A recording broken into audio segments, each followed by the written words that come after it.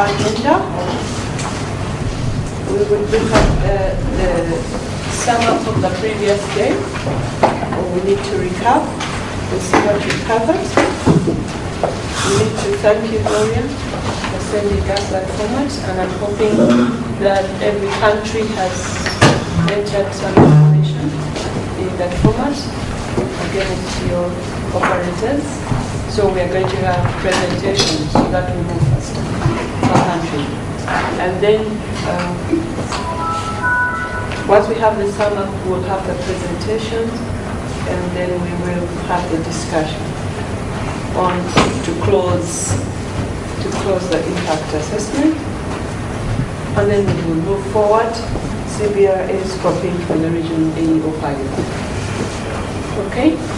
So those are our three outputs before lunch. We had a good day yesterday, I think. We are moving now here to have the focus on the operator and the benefits. And it was very encouraging also with the opening remarks from the acting commissioner. I think he's acting commissioner, Mr. Dixon, from URA to set the stage for us. I tried also to pick up some of the things, and of course I can share this presentation with you when it comes to coordinated border management. Gave some information about the situation between Sweden and Norway. Some things are quite easily implementable, others take a little bit longer to probably create legal basis for and issues like that. China led the discussion also here with the state of play in the 5 different countries, and there's overall I think there is a good progress with the verification process of the different AEOs. So now the step is we have that done. Now we have to, what we're doing now, try to identify other governmental agencies involved in the regulation of cross-border trade, to see how do we engage them. Are they really the ones we should focus on? Because as I mentioned also yesterday, back in Swedish customs, which of course has the most experience from, we have more than 80 different regulatory authorities involved in trade. But of course some of them are not that critical. So we really need to focus on the key ones, like the Bureau of Standards, the immigration, that are part of most of the transactions for the operators. And we started yesterday on the template that Gloria had prepared for us to fill out per operator and per benefit, which is really the key CBRAs to engage in. And we look at the agenda. We're going to continue this, like Sheena said, with presentations per country. And the next exercise for the scoping, again, I know I mentioned this on several occasions when we met in Nairobi as well, that if there are certain issues around commodities, it is possible for the pilot to disqualify them for being part of the AEO flow. Just to simplify, if there is a CBRA that has a very big issue with one type of commodity, let's leave that commodity out for the operator in order to get the pilot moving. But we will do that analysis a little bit later today. And then we come to a big work item this afternoon, after lunch at least, where we will start looking at what kind of guidance do we need to give to the CBRAs for each of the operators, and maybe also depending on how they trade per border post. Because the infrastructure is of course different if you look to Dar es Salaam versus, for instance, Malaba. One is a port, the other is a land border, so that there will be different instructions necessary. At this point, I'd like to invite Robert to still continue with the guidance. If we start with Rwanda, Robert General, Rwanda should be telling us the two benefits they picked. Then at that point now,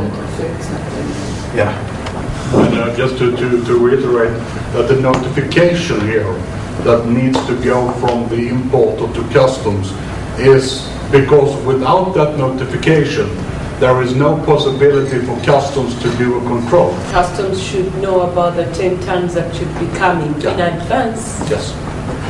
Yeah. And you will do that as you combine the pre-clearance and the local clearance, because then there will be a pre-clearance declaration signaling already at that stage that 10 tons of soap is coming for Roba. And then you can know that they will also use the local clearance for when the goods have arrived at the approved premises. So something we forgot to mention yesterday. We have also RDB, that is one government law. Okay. So where customs decides that they would need to inspect, they would have notified the authorized economic operator in advance as well that they will inspect, and then of course the supplementary declaration. What you do is that the notification in the bookkeeping, the entry into the accounts, that constitutes a customs declaration.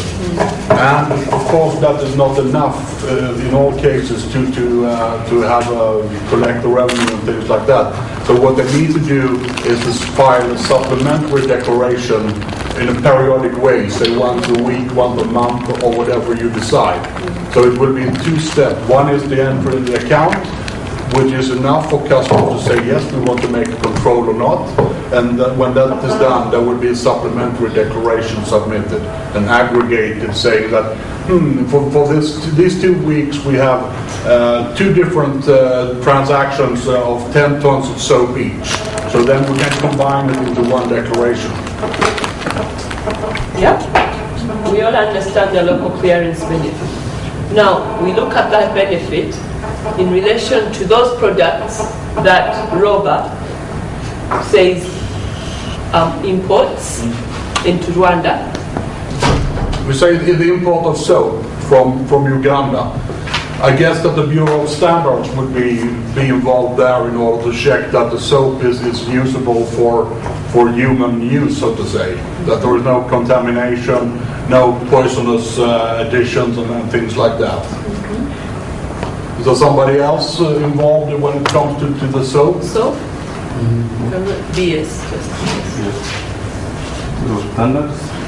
The same for cooking oil. Cooking oil? Europe standard. Europe standard? Anyone else for cooking oil?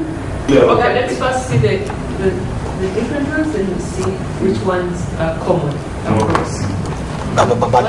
But maybe with the reasoning we are giving there is we want a CBRA which might want to give some certification or something. Okay, the police will basically be seeing it, but if they are not giving any document to say yes, pass, I know the standards will actually be stamping and saying yes, it's okay. But the others, I know there are so many other eyes which might be interested, but they might not actually give a document to say that this year. Yeah, they just see. Yeah.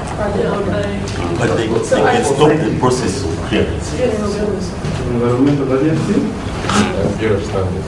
And Bureau of Standards.